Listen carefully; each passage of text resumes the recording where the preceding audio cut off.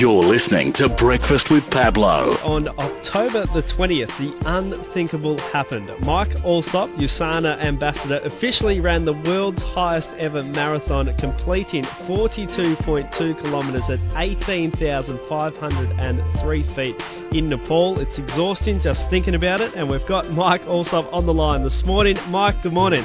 Oh, good morning. First up, a huge congratulations. An amazing achievement. Thank you. Thanks very much. I'm feeling a bit shattered, to tell the truth.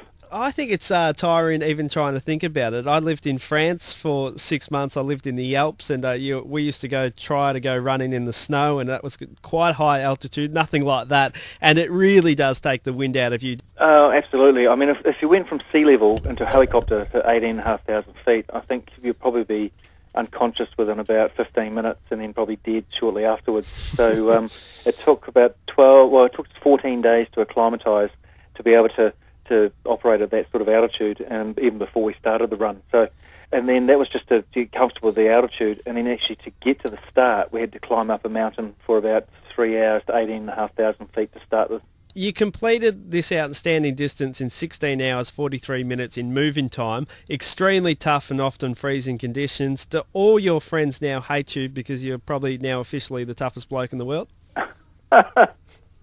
Well, I wouldn't say that.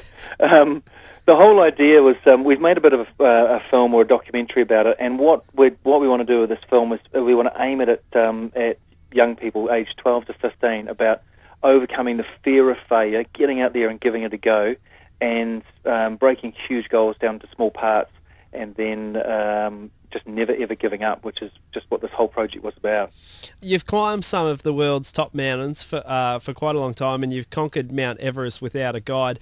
Earlier this year, though, you'd never actually ran a single marathon in your life, and you completed 7 marathons in 7 days on 7 continents, raising over $75,000 for Kids Can. What inspired you to take on this challenge? Well, I really enjoy mountaineering. I love mountaineering. You know, I love climbing Everest. Everest was just amazing.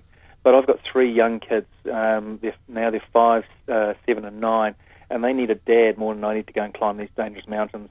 Just for a little while until they've grown up.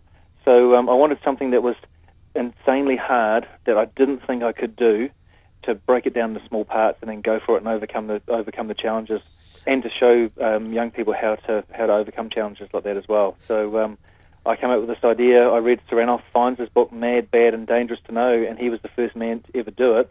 And I'd never run a marathon before, like you say, and I just sort of broke it down into small parts and went for it.